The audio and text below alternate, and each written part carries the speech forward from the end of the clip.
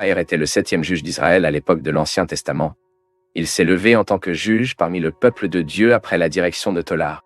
L'histoire de Jaïr dans la Bible est enregistrée dans le chapitre 10 du livre des Juges.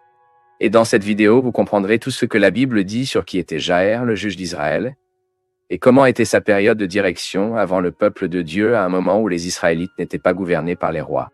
Dans l'original, le nom Jaïr signifie probablement qu'il illumine. Mais avant le juge Jaïr, la Bible mentionne un autre homme avec ce même nom.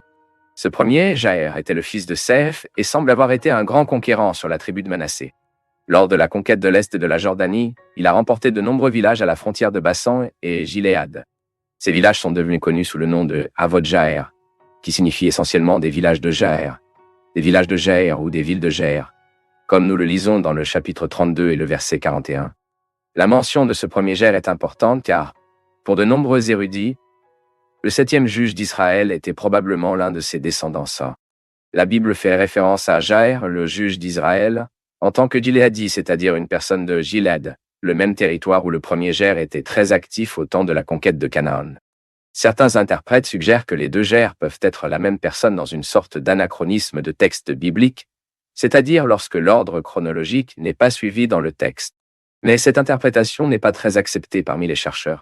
Et les dirigeants de Jaïr ont commencé après que les Israélites, en particulier ceux des tribus du Nord, ont été essayés par des stupides.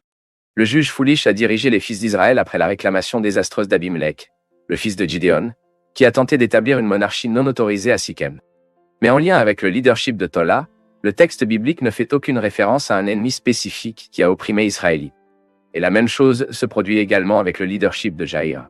À propos de Jaïr, le texte biblique dit simplement qu'il a jugé Israël pendant 22 ans. Dans les Juges, chapitre 10, verset 3.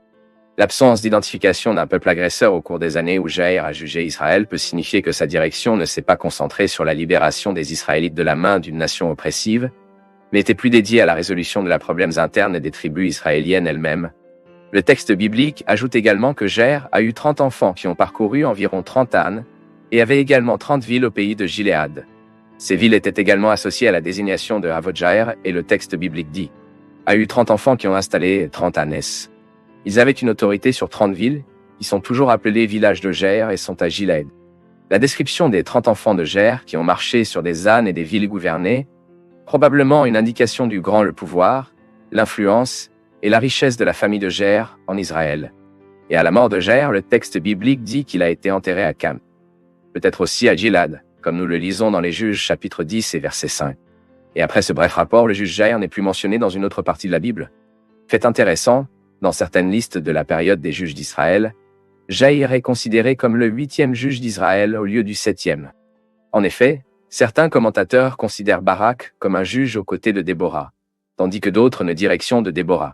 Même si vous avez des questions sur la période des juges, ici sur la chaîne, nous avons une vidéo complète sur l'histoire et la chronologie possible de la période des juges.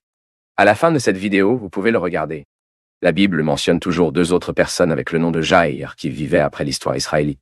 Le père d'Élana, l'homme qui a tué le frère du géant de Goliath, s'appelait Jaïr, comme nous avons lu dans le premier livre des Chroniques, chapitre 20 et verset 25.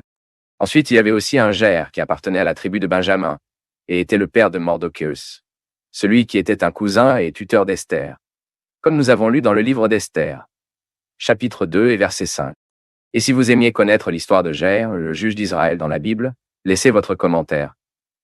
Partagez cette vidéo avec quelqu'un d'autre. Et si vous êtes intéressé à connaître le mot encore plus de Dieu, étudiant la Bible d'une manière organisée et avec un langage simple et objectif, vous pouvez étudier la théologie avec nous. Les informations sont dans la description de cette vidéo et dans le premier commentaire fixé.